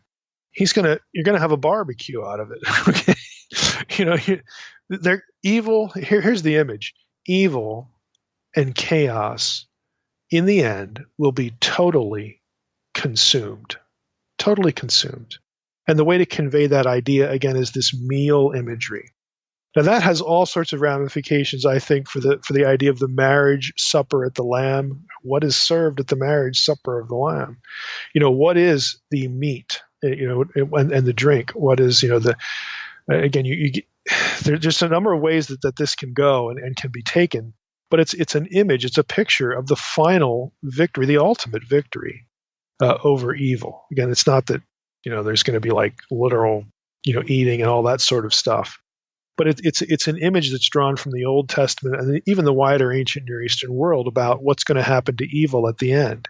It's going to be totally gone. It's not going to be wounded. It's not going to be kind of left over and all that. It's going to be totally consumed. And that's the point here.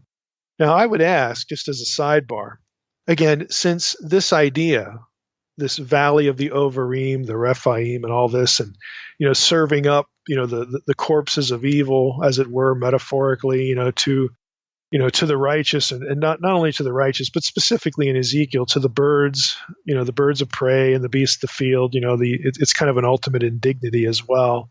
And again, but this idea gets picked up in later literature as the eschatological feast. If that's the case, even if it's partly the case, let's just leave it with the birds of prey and the animals here that they consume, because that's what Ezekiel says, strictly speaking.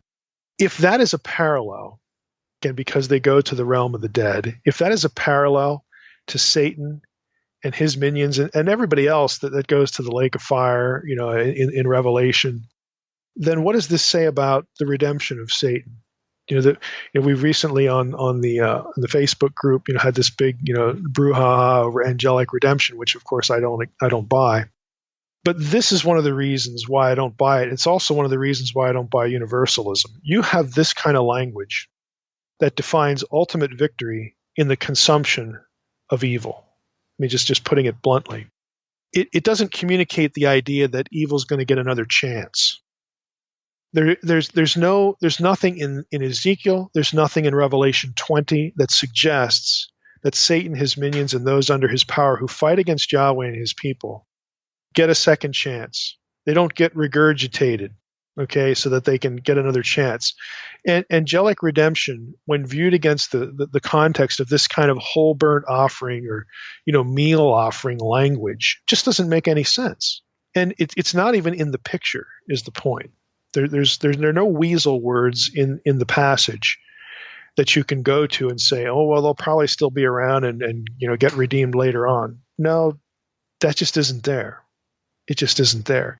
And you get the same kind of sacrificial language, the cherem, devoted to Yahweh, of the conquest, specifically aimed at the Anakim, again, the giant clans and all that. You don't get weasel words there for some later redemption. You just don't. And so this isn't the whole reason, obviously, why I don't buy angelic redemption or the redemption of Satan at some point. It's just one of the reasons I have. But I thought, since we're here and we have this underworld imagery, we might as well bring it up. Now, remember as well, this gets kind of interesting, and this goes into, again, the Second Temple thinking. Who else, again, is in the lake of fire with Satan? Well, it's the beast. The beast. Why does that sound familiar? The beast. We always think of Antichrist, but where does the beast, of the book of Revelation, Revelation 13, come from? Revelation 13:1, the beast rises out of the sea. It's Leviathan imagery. Okay, and Leviathan, the beast, again, the forces of chaos, the forces of everything hostile to God, is what this language points to. These are important metaphors that we can't dispense with. That also winds up, again, in this realm of the dead. There's no opportunity, again, for future redemption or anything else like this. Again, evil is devoured and done away with. Now, a bit of a commercial here, if you'll pardon that. I discussed some of this, actually a good bit of it, in Reversing Hermon. And there's one particular chapter, chapter 11, the one that deals with Antichrist and the imagery of Antichrist and how it's associated with Babylon and how that's the backdrop to Mystery Babylon.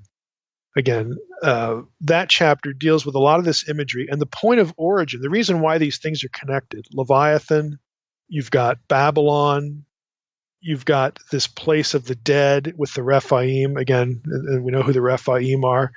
The reason why that is important to understanding Babylon and the concept of Mystery Babylon is because of where that stuff comes from and the fact that the Apkallu, the Mesopotamian counterparts to the fallen sons of God, the Watchers, that's Babylonian. Okay, those are Babylonian good guys. All of these things go together. This is a matrix of ideas.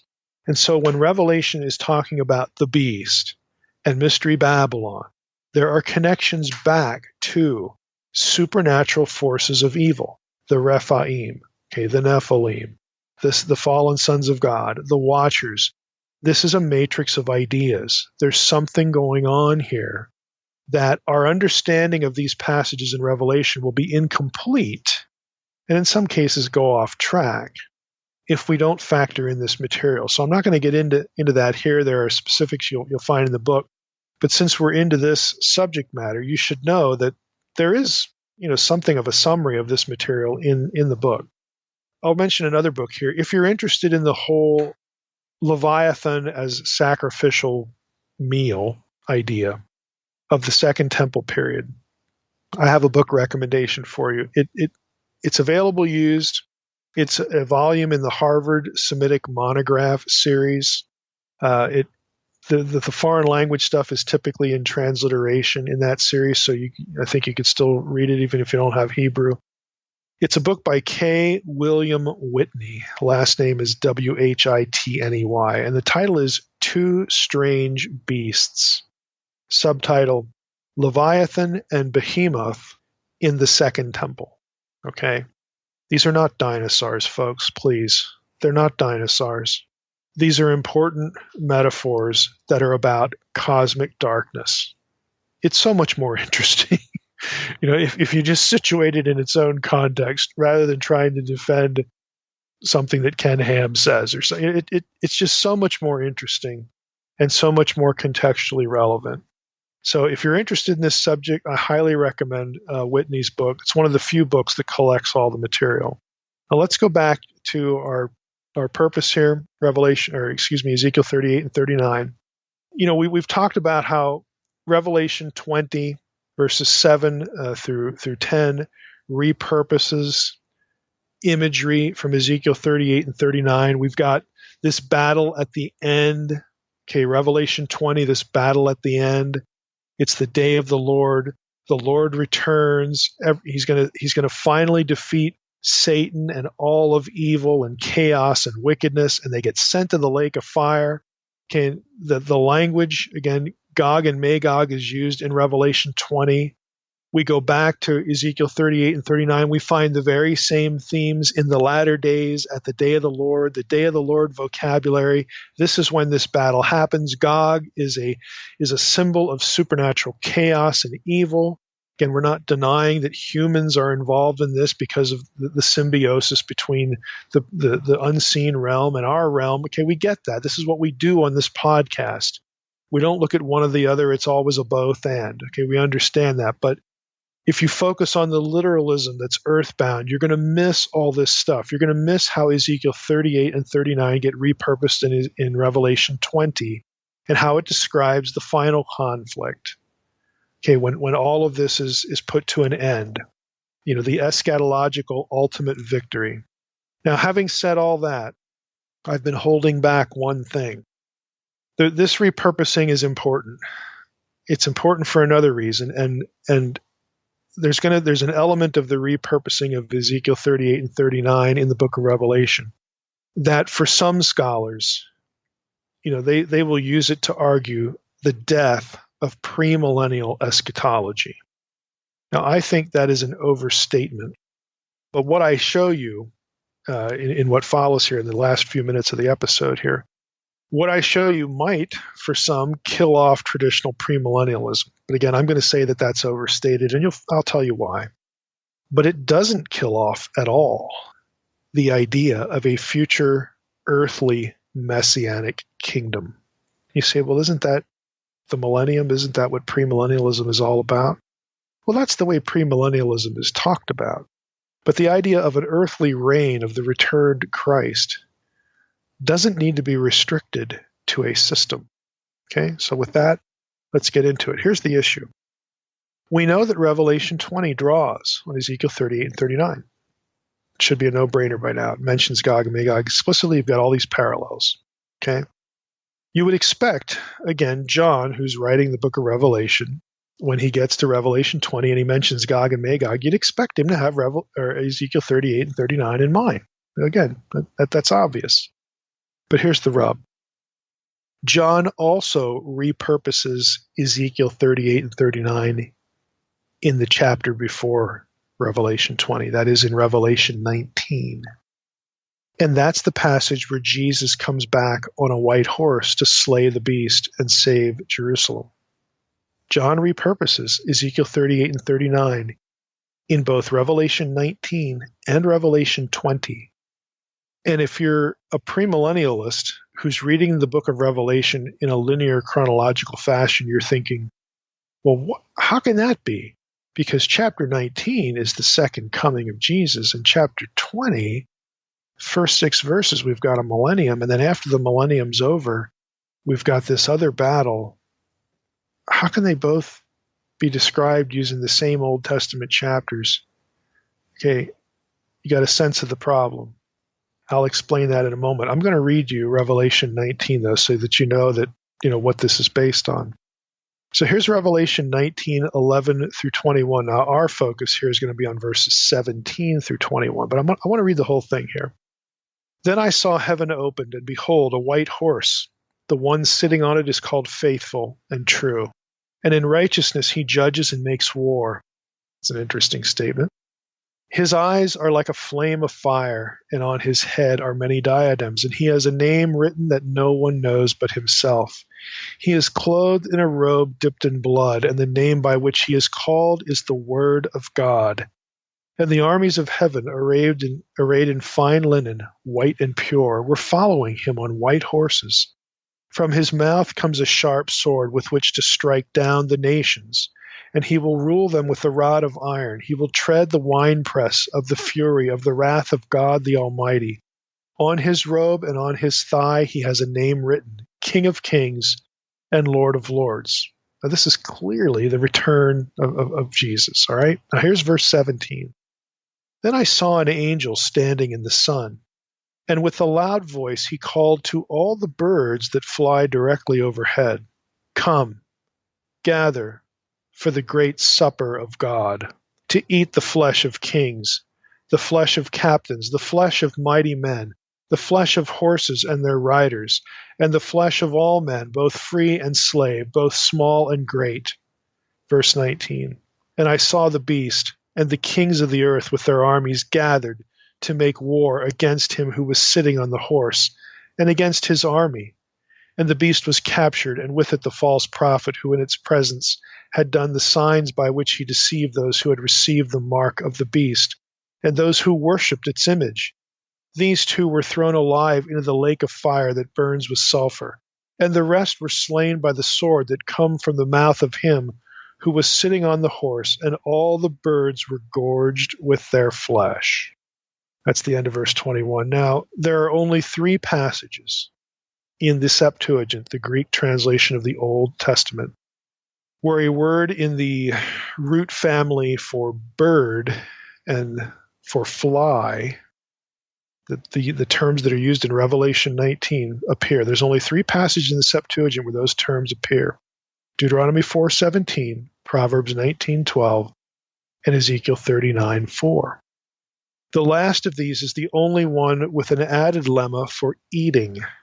So it's pretty clear that John in Revelation 19 is drawing on Ezekiel 39. So here's the question. How can John have the same passage in Ezekiel in mind for both Revelation 19 and Revelation 20? Doesn't John know that Revelation 19 has Jesus returning, and then we have a 1,000-year kingdom, and it's only after that millennium that the events of Revelation 20 play out, since Revelation 20 verses 1 through 6 mention the 1,000 years several times? Doesn't John know that? Well, the point is that maybe John doesn't know that. Maybe John isn't thinking of this chronology. Maybe his repurposing of Ezekiel 38 and 39 in both chapters indicates that both chapters describe the same event, the return of Christ and the defeat of Satan. Now, many commentators who do not hold to a dispensational premillennial reading of Revelation, will take this view.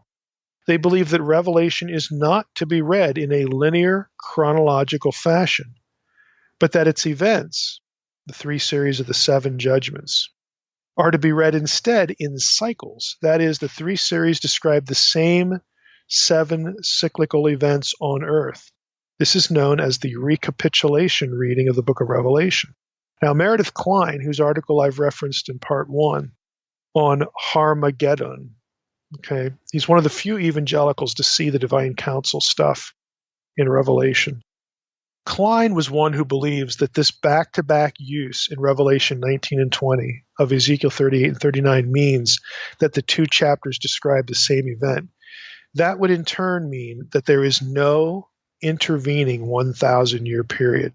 The 1,000-year reference just means a long time and applies to the period that precedes the second coming, the period in which we now live, the so-called church age. And if this is the right reading, the 1,000-year millennial kingdom vanishes. And that's what Kline says in his article. He refers to this as the death of premillennial eschatology, because you collapse verses or chapters 19 and 20 into each other. And if you're dealing with the second coming at the day of the Lord, then the period that precedes the second coming and the defeat of Satan, the period that precedes Revelation 20, verses 7 through 10, is not a 1,000-year literal millennial kingdom. It's the period in which we now live. And that makes the premillennial system implode, according to Kline. Okay? Now, Kline is an amillennialist, and again, he uses a lot of the Old Testament imagery that is there, and it's legit, it's there, to make premillennialism collapse. And if you are a premillennialist, I don't want this to discourage you from reading Kline's article. It's actually really good. But this is where he winds up. Now, I would say Kline's reading is certainly possible, but it could be also that John does use Ezekiel 38 and 39 to describe different events, just because he wants to do that. In other words, he picks something from Ezekiel 39 to describe something at the second coming, and then he picks something from Ezekiel 38 and 39 to describe this event after a millennium. As a premillennialist, you could argue that, okay, John's using Ezekiel 38 and 39 in both passages. Whoop-de-doo. He's using the Gog and Magog passage at both times. He uses different elements of it. Big deal. We don't have to collapse the two to themselves into one unit, thus eliminating, a 1,000-year reign before these events happen. That turns the 1,000-year reign into the church age. We don't have to do that like the amillennialist does. We can acknowledge that John is using Ezekiel 38 and 39 in both passages and still work the system. And you can. You can do that. I would also add, even if Kline is correct, let's just assume that Kline is correct, and the 1,000-year references in Revelation 20 have nothing to do with a 1,000-year millennial kingdom. It refers to the church age preceding the second coming. Let's just go with what Kline says. Well, guess what? That doesn't rule out a literal earthly kingdom of the Messiah. Why not? Because you have one right after. You have the new earth. Okay, you have a kingdom on the new earth with the Messiah ruling. Now, many Millers want the kingdom to be the church age period. That's all they're interested in. And then the new earth talk, in Revelation 21 and 22, let's just talk about heaven. That's just all symbolic about heaven, wherever that is. Well, that's a guess. I would suggest, again, that the talk in Revelation 21 and 22 is an earthly kingdom, because that's where it is. It's on earth. It's a new Eden. It's a global Eden. And I don't think that's accidental. I think that's deliberate. Now, all of this is why I say, when I get asked about eschatological systems, this is why I say I don't care about the systems. Who gives a rip? Okay, I think there is recapitulation in Revelation, but I also think there's some linear chronology there too. I don't think it has to be an either or. I think it's a both and. And I also think that the final new earth is the earthly kingdom of God. We're going to get that. And if that's the case, then to limit it to 1,000 years, it makes the kingdom too small, too short, too brief. I'm interested in and believe in a future earthly kingdom of the reigning Messiah over all the nations, and we as believers reigning with him, displacing the fallen sons of God who now rule over them. That is what I think biblical eschatology describes. I don't care how it fits into a system or if it fits into a system. I don't care about systems. If you want your system, I've just given you the way it can work if you're an amiller or a premiller. But personally, I just don't care about the systems. I'm interested in how the book ends. Okay, and again, it ends on earth. I think to capture, to reclaim the nations involves events happening on earth and a kingdom on earth. That's where I'm at, and that's why. So to wrap up, what's Gog and Magog, Ezekiel 38 and 39 about? It's an event associated with and ended by the second coming. It's the day of the Lord. It's not a battle that occurs years earlier than the second coming. How that plays out in terms of human participants, the precise identifying which human nations and armies is anybody's guess. That is secondary. The important point is that Gog is a Satan figure, and the battle describes Satan's last gasp at robbing Yahweh of his people and his kingdom. Mike, you mentioned in the Unseen Realm about Irenaeus. Notice that the word Titan added up to 666 in Greek. Gematria, Leviathan was a Titan, so that's pretty interesting. Yeah, it is. And again, that is something I discussed in chapter 11 in Reversing Hermon as well. There are other gematric approaches to that are worth thinking about too. Yeah, absolutely. Mike, we might as well just cover